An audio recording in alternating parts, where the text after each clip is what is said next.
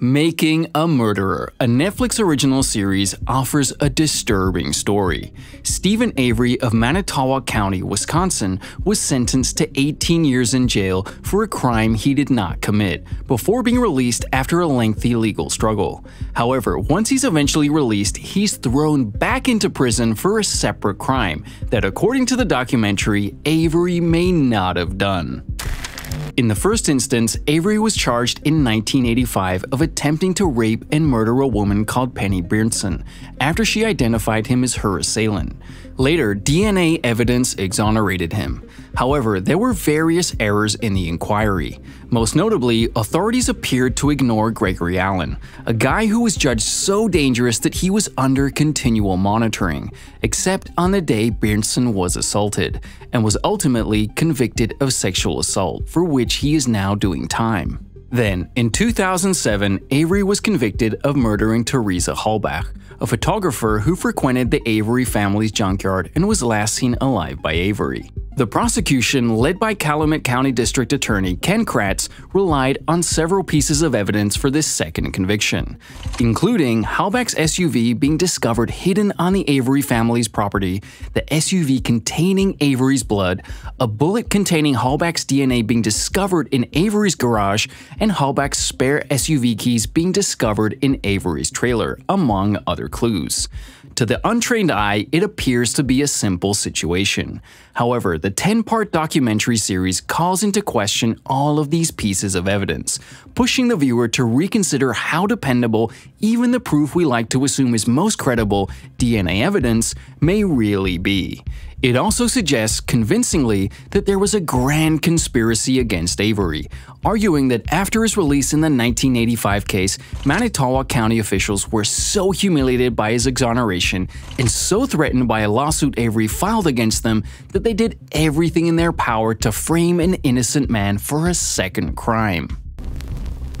Even after the first episode of the documentary series Making a Murderer was released in 2015, people still can't seem to get enough of discussing it, and Stephen Avery is back in the headlines once more. It seems that his new attorney Kathleen Zellner was instrumental in securing the opportunity for him to appeal the conviction he received for his crime. All of this brings him one step closer to being released from jail in 2019 than it did before. A criminal mastermind or unlucky victim. Avery and his nephew Brendan Dassey, who was 16 years old at the time of the murder, were both found guilty of the crime and sentenced to life in prison. Brendan Dassey, under pressure from the police, confessed to taking part in the crime and assisting Avery in disposing of the corpse.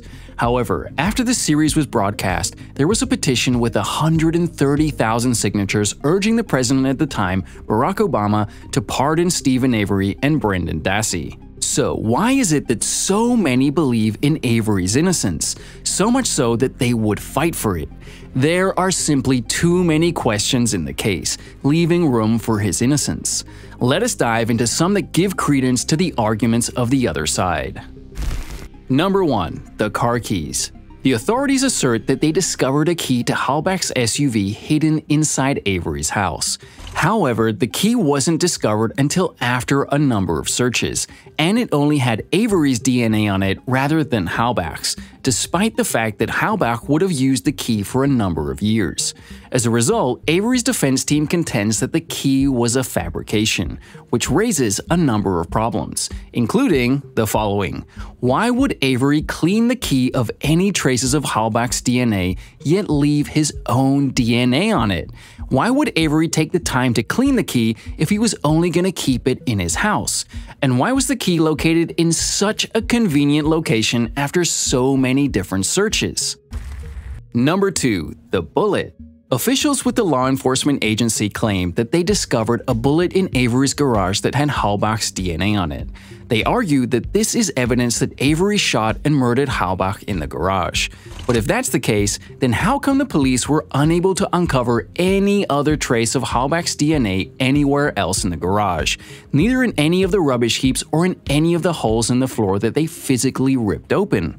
killing someone with a gun is a pretty dirty business. Do you seriously expect us to think that Avery thoroughly cleaned up his garage, removing any and all evidence of Halbach's DNA, yet nevertheless managed to overlook the bullet? Number 3. Nonsensical placement. The skeletal remains of Halbach are introduced as evidence by the prosecution, which asserts that they were discovered in a fire pit directly outside of Avery's house. On the other hand, bones were discovered everywhere around the Avery property, which leads one to believe that at least part of the bones were relocated. Why, therefore, would Avery just leave the bones right outside his house after he'd gone to the trouble of moving them around the property that belonged to his own family? Number 4. The testing. The prosecution used the fact that the blood found in Halbach's vehicle did not contain any traces of the anticoagulant EDTA, which has been used to preserve the blood in Avery's vial, as evidence that the blood found in Halbach's vehicle did not come from the same source as the blood found in Avery's vial. However, a forensics expert who testified on behalf of the defense stated that the EDTA test is so flawed that a result of no EDTA might equally indicate that the test wasn't accurate enough. Number 5. Brendan Dassey. The early portion of the prosecution's case was constructed in large part on the evidence of Brendan Dassey, Avery's nephew, who the prosecution claims assisted Avery in the murder of Halbach. The prosecution held a large news conference in which they supposedly revealed Dassey's confession, giving the impression that Dassey had delivered a very specific and in-depth explanation of what had occurred. Dassey, who admits to not having a lot of intelligence, was confronted with a barrage of leading questions during the confession, but later film revealed that the investigators practically forced Dassey into admitting by pushing him into it. In point of fact, Dassey renounced his confession after retaining legal representation, and the government chose not to rely on it during the trial because of its dubious character. The mystery deepens. Avery was convicted in the earlier case in 1985, and subsequently exonerated by DNA evidence 18 years later, in 2003. However, there were indications that the Manitowoc County Sheriff's Office ignored evidence that may have released Avery earlier. In the mid-1990s, sheriffs received a call from a detective in adjacent Brown County, Wisconsin, claiming to have a guy in custody and claiming that Manitowoc County was holding someone for a crime that person had committed. It was never established who the man in Brown County's custody was or whether he had any connection to Avery's case. However, because Avery was the only really high-profile case in Manitowoc County for years, the documentary and Avery's lawyers argue, quite convincingly, that the phone call was about Avery, and they maintain that if this development had been presented to a court earlier, Avery could have been released nearly 10 years before he was. Building on this, the show focuses on a few Manitowoc County deputies who were engaged in some manner with the phone call. Andrew Colburn took the call, James Link was his supervisor at the time, and Kenneth Peterson was the sheriff at the time. The program strongly implies that by failing to investigate the phone conversation, these three essentially kept Avery in jail for nearly 10 years longer than he should have been. These three people were deposed when Avery eventually sued Manitowoc County for his unjust incarceration.